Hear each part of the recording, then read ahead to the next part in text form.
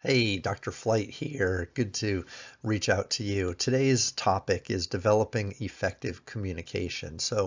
You may be familiar with a communication model where we look at encoding, creating, crafting a message. We look for the receiver to decode our encrypted message and then be able to act on it or behave, providing us feedback. A multi-component model like that actually requires us to be able to manage that process at each stage. And as we do so, we engage in more and more effective communication. So what we're going to do is talk about today is really some little nuanced pieces of the communication model, things like developing a message and um, other forms of persuasive communication, and looking for opportunities to craft our message and also position it on mediums that are most effective in persuading our audience to think about and to consider and then ultimately behave in a way that we want to have them do so relative to our offer or our product or service. It's one thing to communicate, but it's a whole nother one to communicate persuasively so that people will be motivated, or the market will be motivated to behave in the way that we want them to meet our goals and objectives as a firm. We'll spend just a little bit of time then looking at different techniques and different elements of being persuasive within the context of the communication model. Okay, please reach out to me if you have any questions and let me know what you think. And until then, please enjoy. All right, so in this topic, what we're going to do is spend a little bit of time thinking through persuasion and the different tools that marketers often use to help create a persuasive topic or concept moving forward.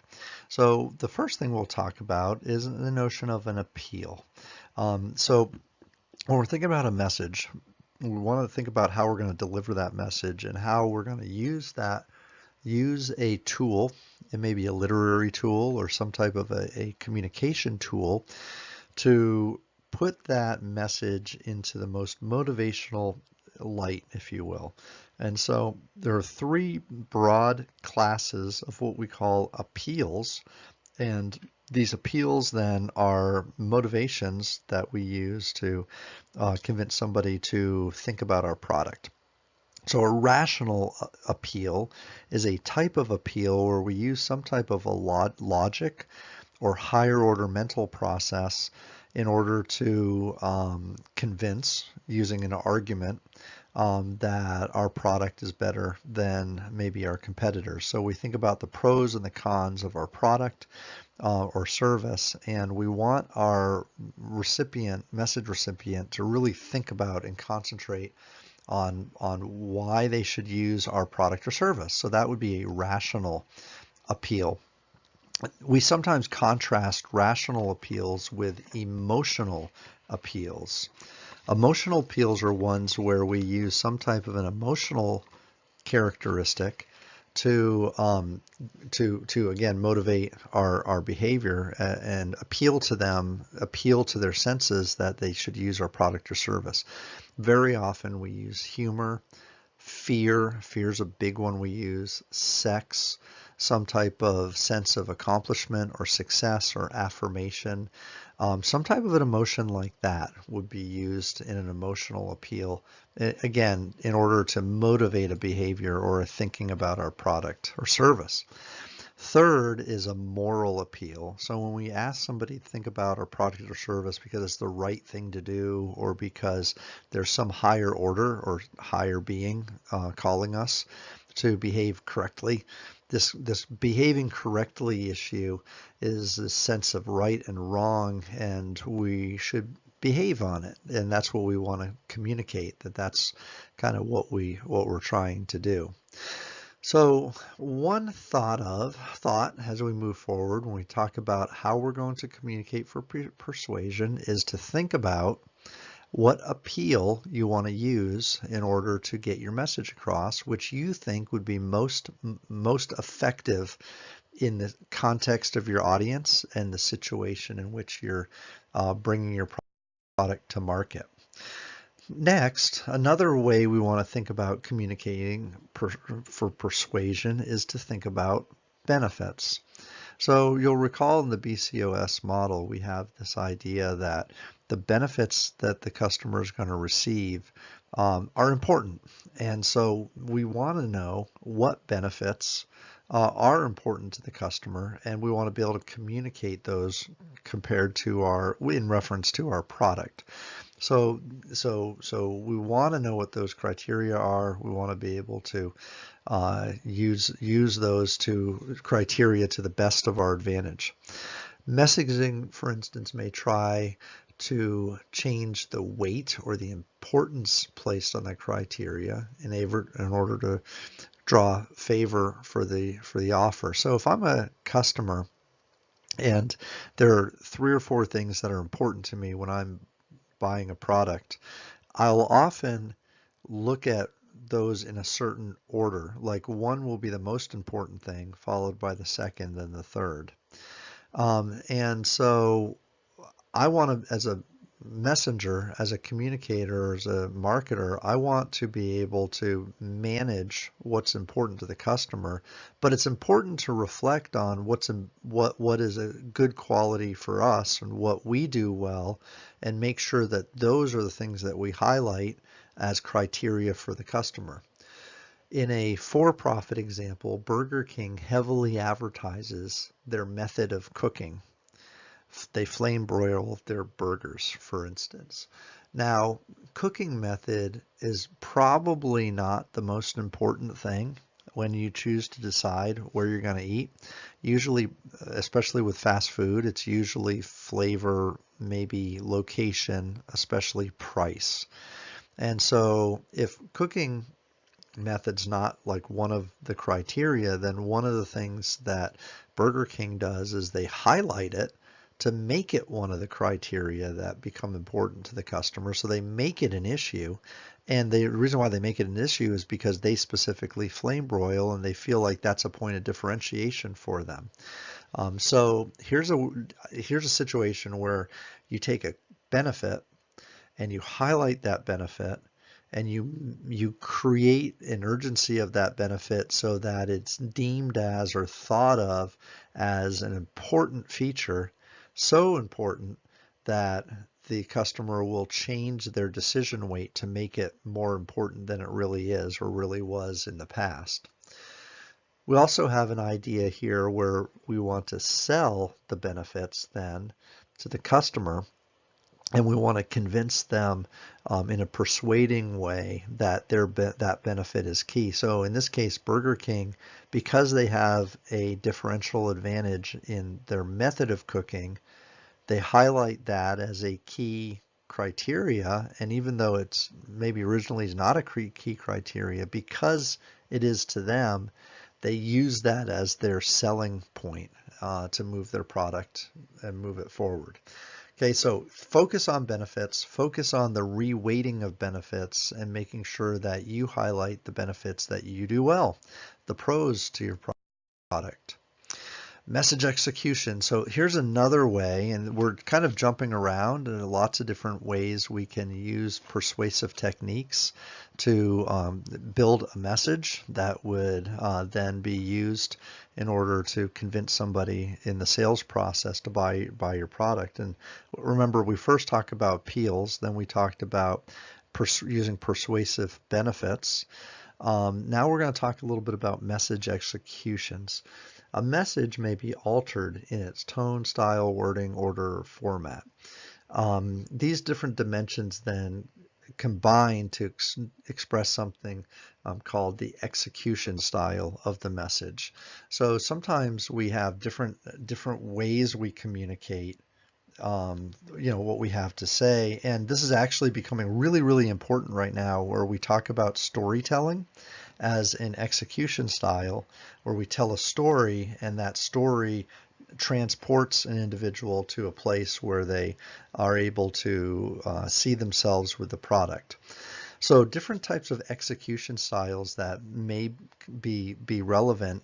Life and lifestyle, where we depict the offer or the product or service as a part of one's life, where it fits into the regular daily routine of life and is being seen as being normal.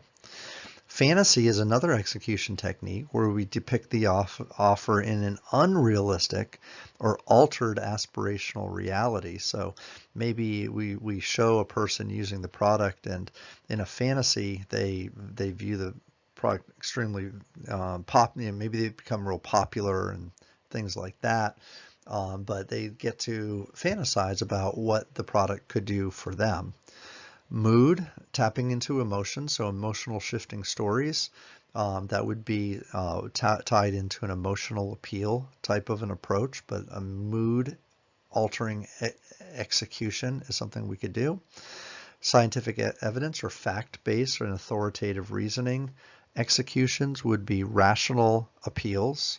We might also do things like tap into testimonials, where segments, market segments or market members provide post experiences and talk about why the product works for them specifically. That may really tap into that other element in the BCOS model, where we look at others who are able to provide a convincing argument for us to use a product or service. Okay, so message executions. So these are other things to think about as we look at persuasions.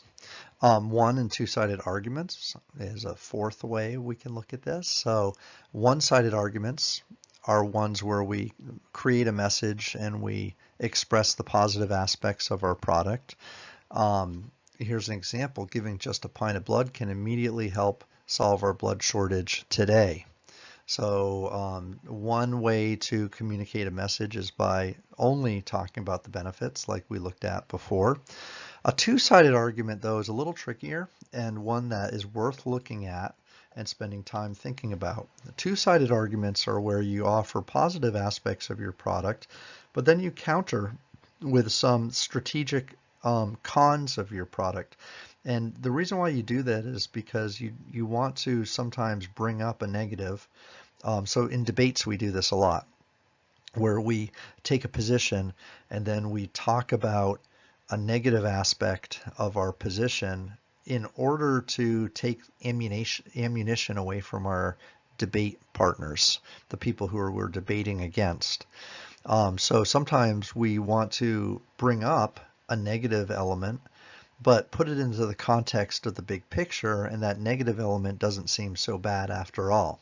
So using the example from above, giving blood is a time commitment worth making. With just a skin prick, a pint of blood can immediately help solve our blood shortage today. So nobody likes getting pricked in the arm with a needle, and nobody likes to spend the time out of their day to have to do this. So these are negative aspects. So this is the second side of the argument. These are reasons why you might not want to participate. But we're bringing it up now, and we're using it in the context of the pro, which is that we can help solve the blood shortage today. And in light of that pro aspect of the actual offer, the cons don't seem so bad. Like, yeah, these are definitely costs, but in light of what I'm able to do, these costs don't seem so great. So presenting two-sided arguments are often much stronger, and they're more convincing a lot of times than simply only offering a one-sided argument. So again, we're looking to persuade. And so up to this point, we've talked about different appeal types. We've looked at the benefit focus when we want to make an appeal or a persuasive argument. We've talked about different message executions. We've talked about different styles, if you will, in terms of verbiage and messaging. And again, this is all about persuasion. We also have choices in terms of what types of mediums we want to use. So we very often want to put our message to the public using different types of mediums. Now, I'll say this, that a lot of firms outsource this element. So a lot of firms will use a media agency of some choice to actually select mediums for us. But remember, we have TV, we have radio, we have one-to-one like personal selling. We have public relations, there's speeches we can give, there are billboards, there's all kinds of different ways we can get our message across, or in this context, mediums that we can use in order to get our message across. Keep in mind that different types of mediums bring with them different benefits and different elements that we want to think about. And so medium choice and their persuasiveness actually is important, and there's a whole host of issues we need to deal with when we think about choosing mediums. So running down some of these, one thing would be an idea of interactiveness. Some mediums like TV and radio are kind of unidirectional. Mass media, for instance, it goes in one direction where we provide information, but we don't get a lot of information back. Social media and digital media is a lot more interactive. So that would be kind of a choice to make in terms of what type of relationship you want to have with the listener. We have an idea of duration. So some media last forever, like print. Some only last for 30 seconds, like TV. We have pacing. So a self-paced media is one where a person, the receiver, can take their time and digest the information on their time schedule. So print media is self-paced generally, and electronic is not. We also have levels of involvement too. Remember, involvement, when we think of involvement, we're thinking about the mental elements involved with like how much you have to think. And so reading and interpreting, for instance, involves a lot more mental capacity than just listening. So again, if you want to tap into a deeper learning or deeper understanding, then somebody who's forced to read and really interpret a lot will get the message more in a more strong sense than somebody who just is passively listening.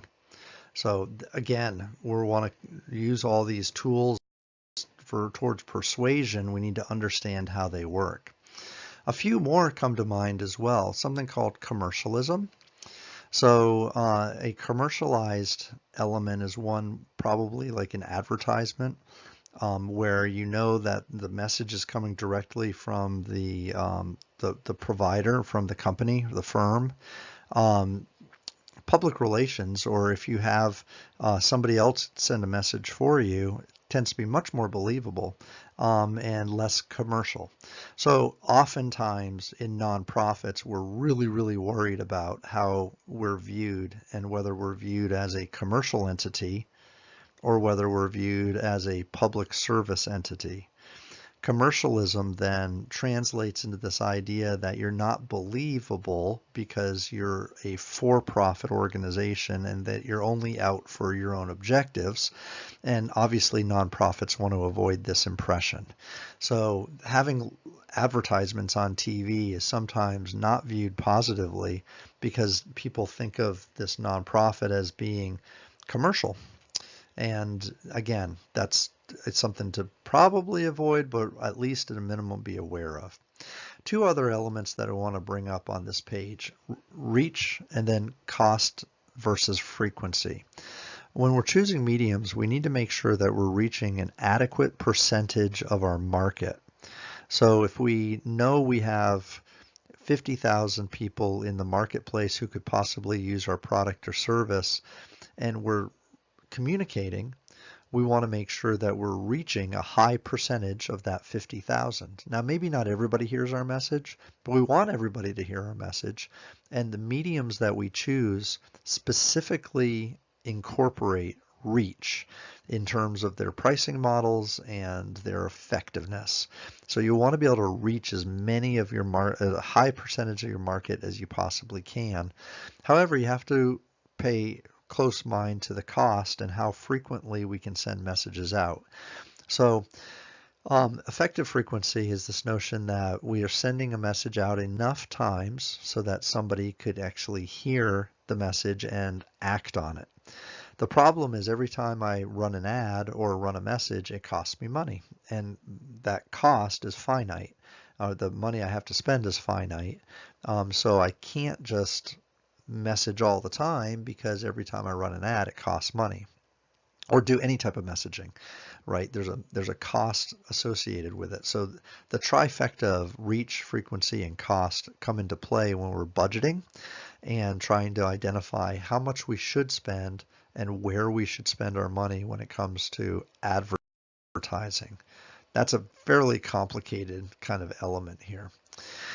Two things more that we'll talk about as we wrap this up in talking about medium choice. And we spent a lot of time here on medium choice as an element of persuasion. And so this is when like we're making a message or we're thinking about kind of the whole communication process, we really need to consider how that message is going to be carried. So that's why we're spending so much time thinking about this. And so these two other elements, number one would be effectiveness, and then we talk about breadth of audience. So effectiveness then, as I mentioned when we talked about cost and frequency and reach, we want to think about the mediums that are good for reaching our audience. We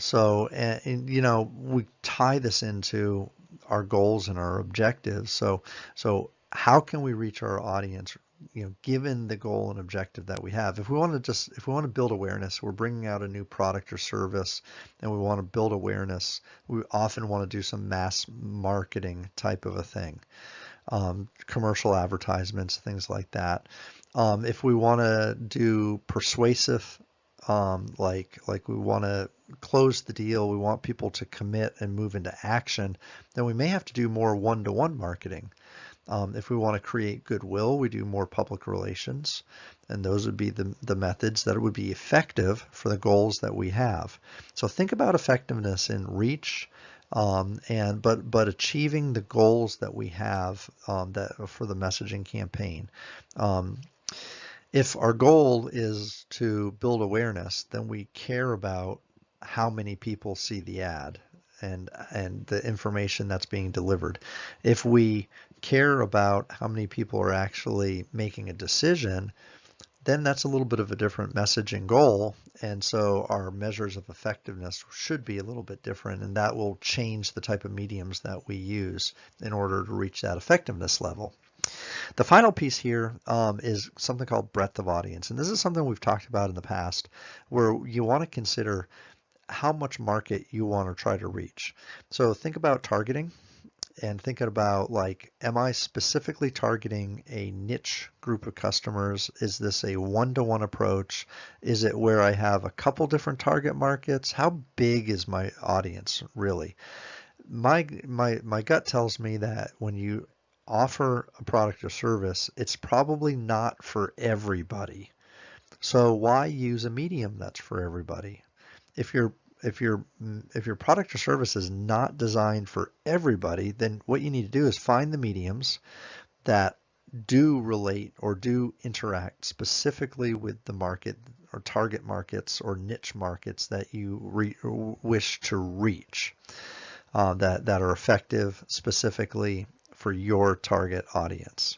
Okay, so think about effectiveness and think about like media choice based on what your goals are, and what you want to have accomplish in your messaging campaign. But then also don't forget that the choice of medium that you use is directly relatable to the markets, the target markets that you're going to seek, and like how big they are, whether you're looking to reach lots and lots of people in a mass market or one-to-one marketing on the other end of the spectrum. Okay, so as we finish up and wrap up, we talked about message appeals. We talked about them in the terms of rational, emotional, moral appeals. We talked about different persuasion elements in terms of like what is a persuasive way to convince somebody to buy your product or service or use your company. And then we finally wrapped this up with some ideas associated with medium choice. Like, so when I'm choosing mediums to deliver my product, specifically, what would influence that choice in choosing one medium over another? All right, so we covered again a lot of material here, and there's actually a lot in advertising to talk about as we move forward. You want to be very clear about how you're going to create messages, what your goal of your messaging campaign is, um, and specifically who the audience would be for your messaging campaign, and then ultimately the mediums used. So anyways, let me know if you have any questions. Thanks a lot, and please rewind this, rewatch it, read the text, get as much of this information as you can, so that you'll be confident moving forward as you begin your own messaging campaigns. All right, thank you.